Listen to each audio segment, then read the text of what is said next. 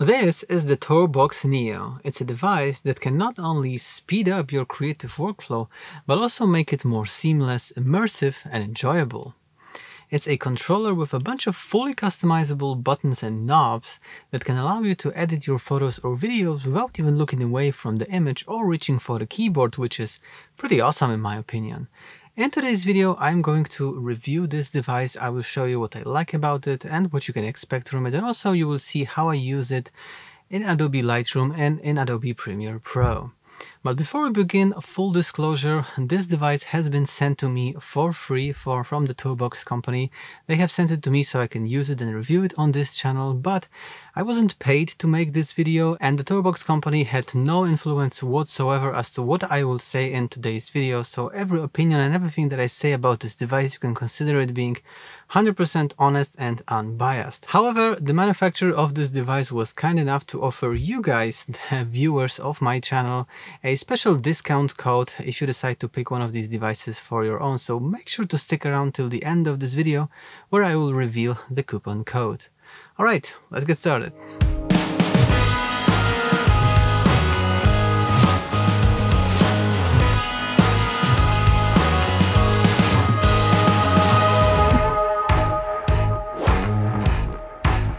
So the TourBox device comes in this box. If you open it, you have some literature, and then inside it you have two pouches. In one of the pouches there is a pretty long and pretty well made braided USB cable, which is USB-C on one end and USB-A on the other end. The USB-C goes into the TourBox and the USB-A goes into your computer. So if you're using a MacBook like I do, you will need some kind of a dongle to connect it to your computer. And of course in the second pouch there is the device itself. At first glance it is really well made and it's really nice and soft to touch.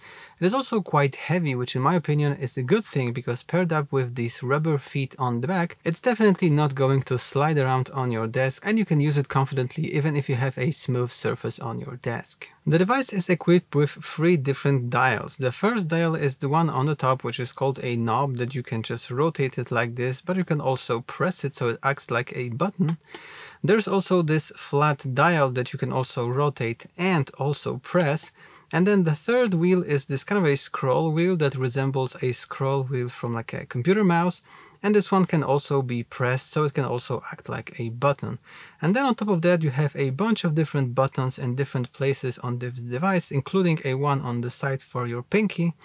And the cool thing about this layout is that those buttons have all different shapes, so even if you have completely zero experience with using this device, you would have no problem feeling it out with your hand which button is which, so you don't never ever have to look down on this device, and you can just keep being focused on whatever you are creating, whether it's a video or a photo. So like I mentioned in the beginning of this video, I'm going to show you how I edit my photos in Adobe Lightroom using this device, and also how I edit my videos in Premiere Pro.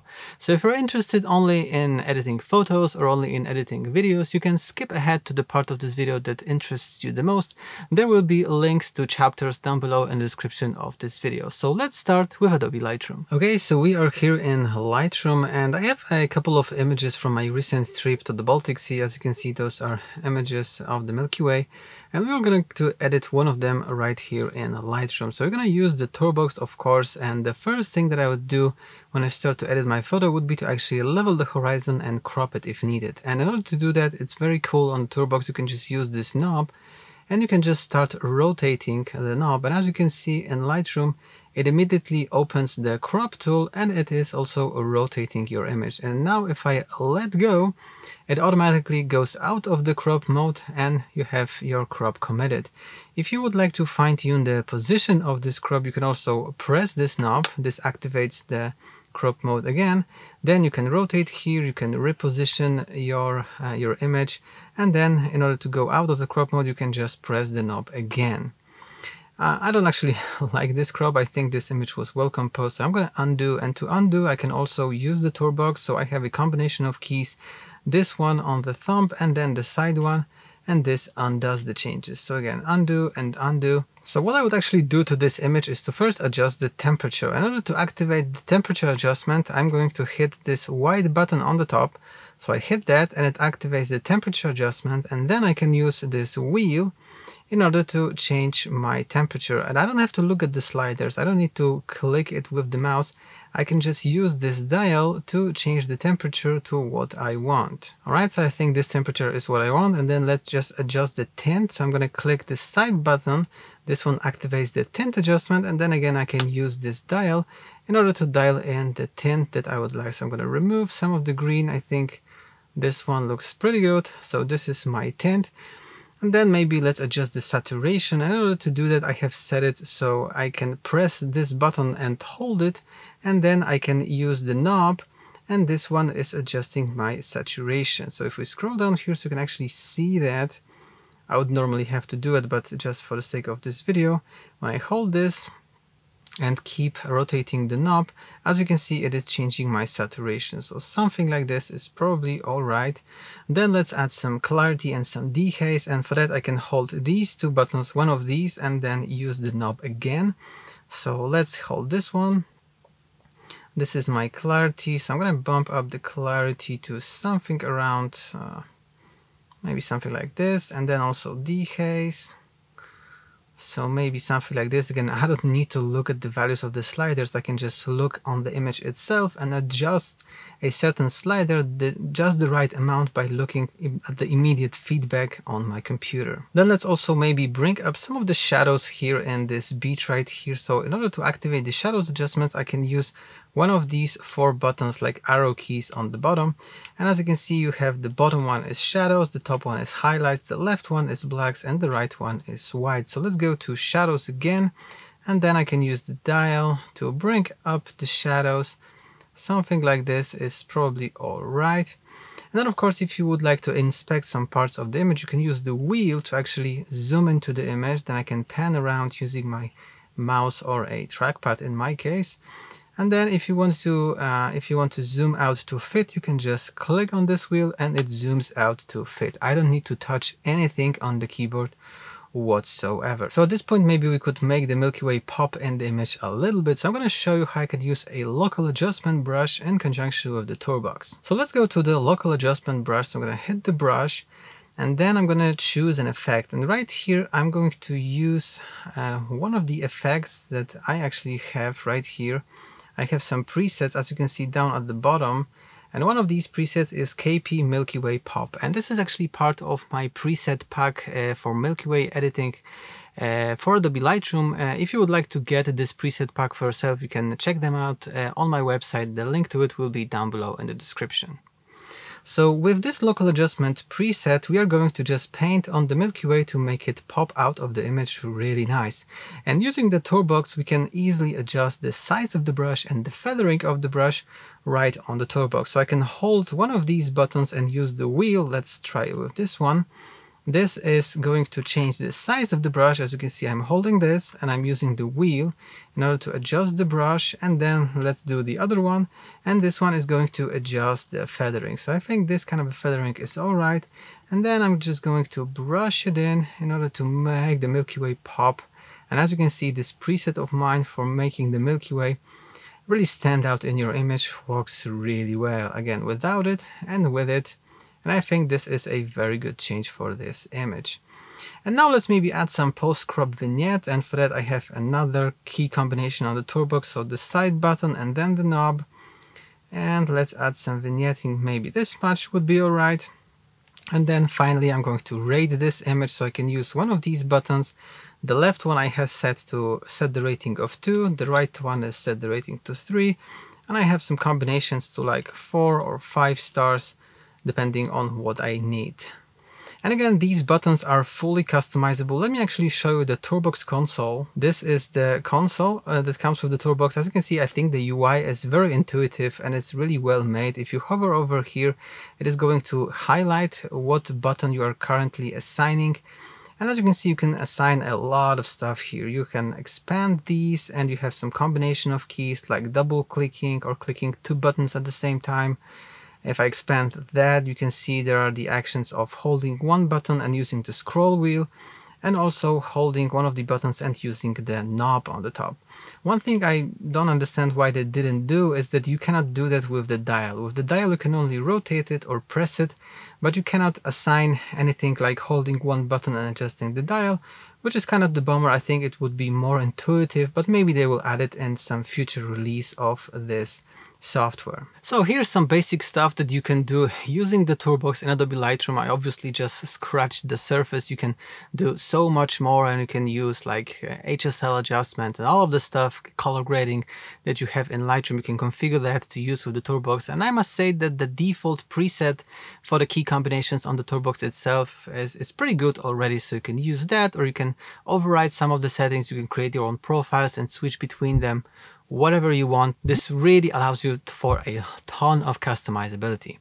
All right, and right now let me actually show you how you can use this device to edit videos, because I think this is where the TourBox device really shines. So let's jump into Premiere Pro and let me show you how I use it in Premiere. Okay, so before we switch to Premiere, I'm actually going to disable one of the features here, which is auto switch. This is pretty cool because it automatically switches between different settings of the TourBox depending on which application do you use. But I actually want to show you one thing in Premiere that I need this to be off. So by default, it comes with the device comes with these presets. You have Photoshop, Lightroom, Premiere Edit, Premiere Color, and then this stuff is something that I have added. So if we go to Premiere Edit, basically what you can do right here, let's go to Premiere and let's just drag some of the files here to create a timeline. And then what you can do using these knobs, wheels, and dials is that you can zoom in here using this wheel.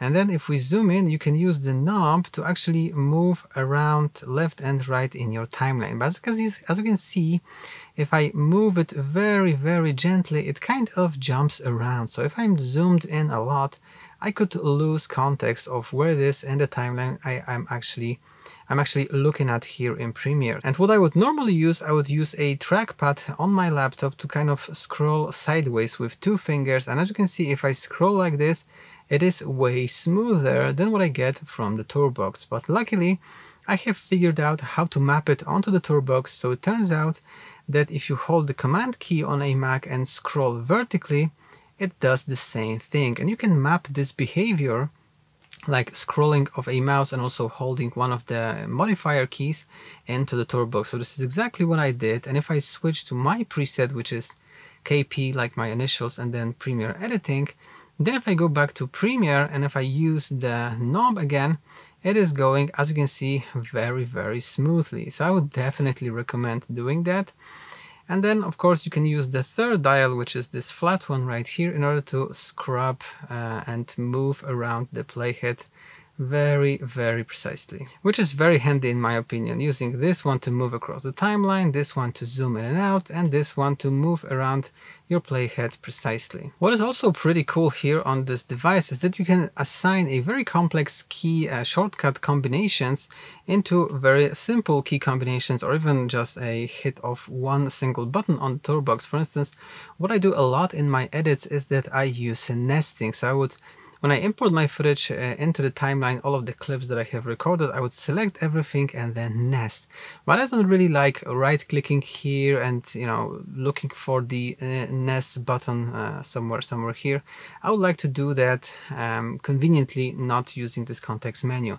So I have created a keyboard shortcut, and you can actually create a ton of keyboard shortcuts for a lot of actions here in Premiere.